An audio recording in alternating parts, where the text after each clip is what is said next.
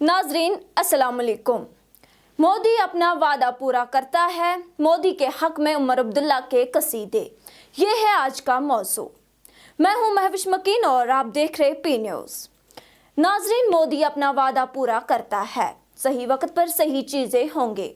इन बातों का इजहार वजीर आजम नरेंद्र मोदी ने आज जम्मू कश्मीर में जड़मोर टनल का इफ्तिताह करने के बाद एक जलसे आम से खिताब करते हुए किया, जहां मोदी ने कहा है कि जो वादे हम लोग उनसे करते हैं वो हम पूरा करते हैं, लेकिन सही वक्त पर सही चीजें होंगे।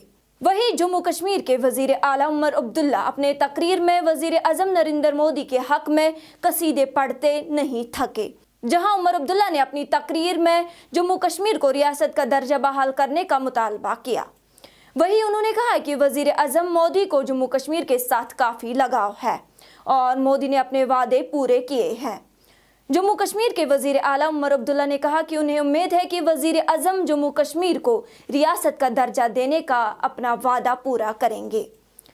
वजीर आला ने एक अवामी इज्तिमा में अपनी इफ्तिताई तकरीब में कहा है कि मेरा दिल कहता है कि वजीर आजम नरेंद्र मोदी, जिन्होंने अपने आखिरी दौरे श्रीनगर के दौरान असम्बली के इनेकाद समेत अपने 2 वादे पूरे किए हैं, और मेरा दिल कहता है कि वजीर आजम ये वादा जल्द पूरा करेंगे।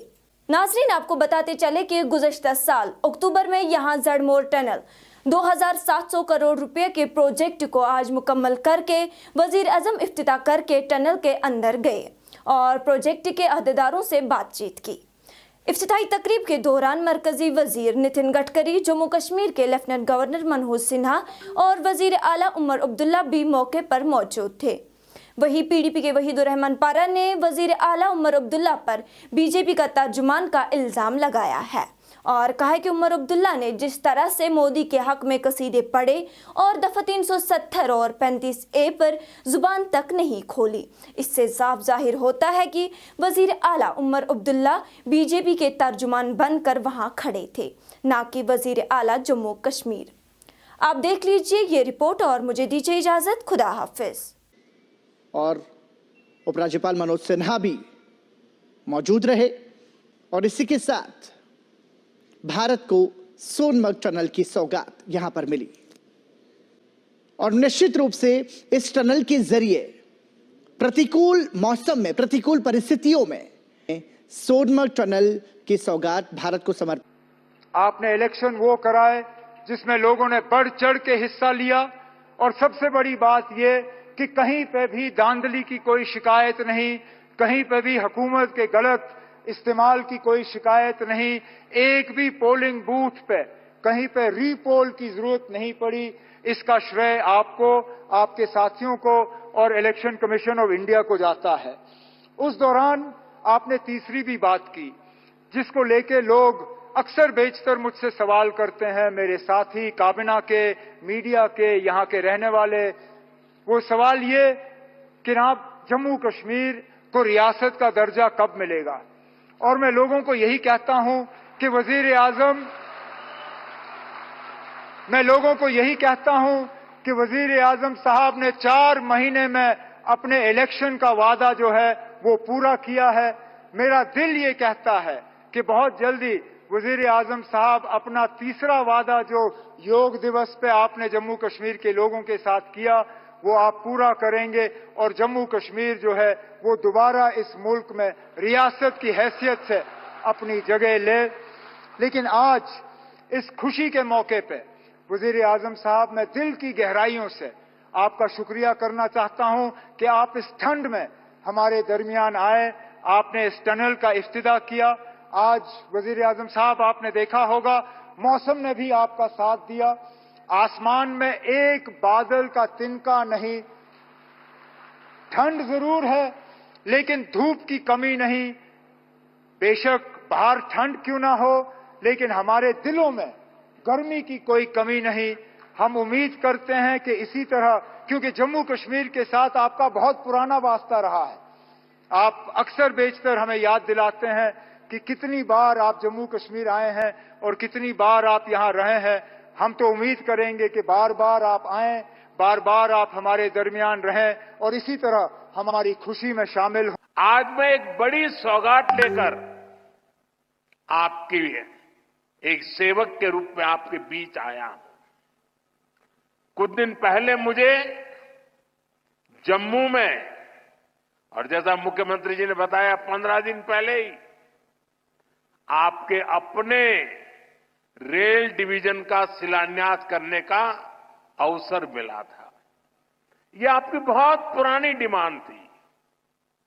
आज मुझे सोनमर्ग टनल देश को, आपको सौंपने का मौका मिला है। यानी जम्मू कश्मीर की, लद्दाख की एक और बहुत पुरानी डिमांड आज पूरी हुई है। और आप पक्का मानिए, ये मोदी है, वादा करता है तो निभाता है।